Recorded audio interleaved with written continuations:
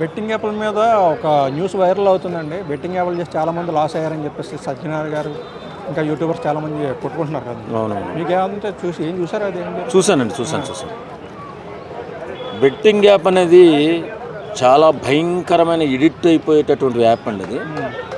దానికి ముందుగా ఫస్ట్ ఏం చేయాలంటే మన సజ్జనార్ గారికి కృతజ్ఞతలు తెలియజేయాలి.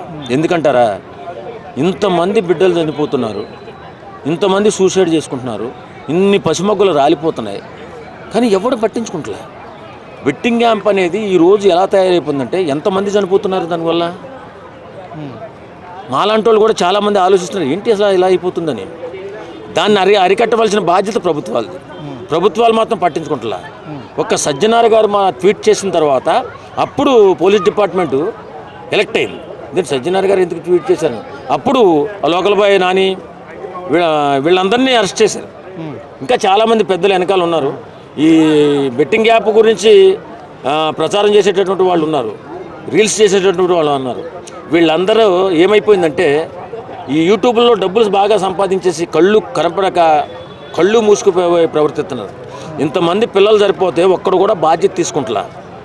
వాళ్ళని పట్టుకొని తీసుకొచ్చి బాధ్యాలు బద్దలు కొట్టేసి వాళ్ళకు ఉన్నటువంటి ఆస్తులు సీజ్ చేసి వాళ్ళని పీకమే కాల్చి తొక్కితేనే వాళ్ళకి బుద్ధి వస్తుంది. ఏంటండి ఎన్ని కుటుంబాలు బాధపడుతున్నాయండి. అసలు ఒక్కడికన్నా మనసుందా?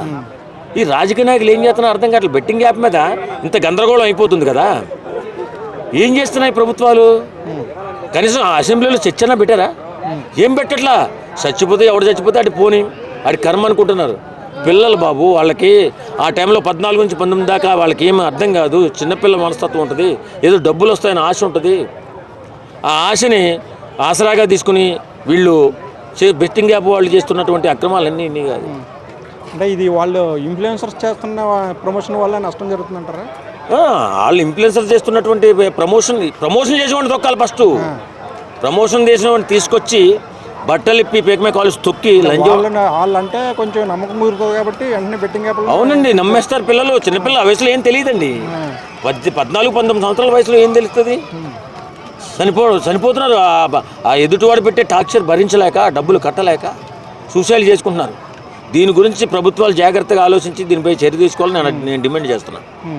సజ్జనార్ గారు అయితే మంచి స్టెప్ తీసుకున్నారంట. ఆయనకి పాదాభివందనం చేసినా తప్పలేదు. ఎందుకంటే ఆయన మానవతావాది. ఎక్కడో ఆర్టిస్ట్లో ఉండి కూడా ఇప్పుడు పోలీస్ డిపార్ట్మెంట్కి ఒక సూచన చేశాడంటే ఆయన మహానుభావుడు నిజంగా. ఆయన దృష్టికి వెళ్ళి ఆయన బాధపడి ఆయన ఇంతమంది ఆక్రందనలో ఇంతమంది కన్నీళ్లు చూసి ట్వీట్ చేశాడు. సో అంటే అటువంటి ఆయన పోలీస్ డిపార్ట్మెంట్లో ఉంటే ఇంకా మంచిగా జరిగేది అంటారా? ఆయన చేసినంతకాలం చేశారండి, చేశారు. ఇంకా వాళ్ళు వస్తారు, మళ్ళీ నాకు తెలిసి వస్తారేమో అనుకుంటున్నా. కానీ ప్రభుత్వాలు మాత్రం ఈ కళ్ళు తెరవాలి. కళ్ళు తెరిచి ఈ బెట్టింగ్ యాప్లను అరికట్టవలసిన బాధ్యత ప్రభుత్వాలది, ప్రభుత్వ పెద్దలది. ఇన్ఫ్లుయెన్సర్స్ కూడా కంట్రోల్ చేయాలంటారు. కంట్రోల్ చేయాలి. చేయకపోతే చచ్చిపోతున్న కళ్ళు కనపట్లేదా? ఏం చేస్తున్నారు? నిద్రపోతున్నారా?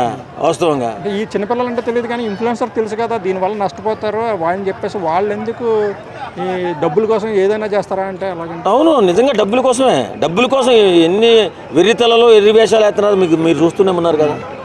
మరి అలాంటి యాప్లు ఒక సమాజానికి చెడ్డ జరిగేటప్పుడు ప్రభుత్వాలు పట్టించుకోవాలా? వాడే పిల్లిగంతులు ఇట్లా చూస్తూ ఊరుకోవడానికి బెట్టింగ్ యాప్లు ప్రమోట్ చేసి పిల్లలు చనిపోయేటటువంటి కార్యక్రమం చేస్తున్నాడు వాడు మర్డరిస్టు. ఆ మర్డర్ల మర్డర్లు సపోర్ట్ చేస్తున్నాయి ప్రభుత్వాలు.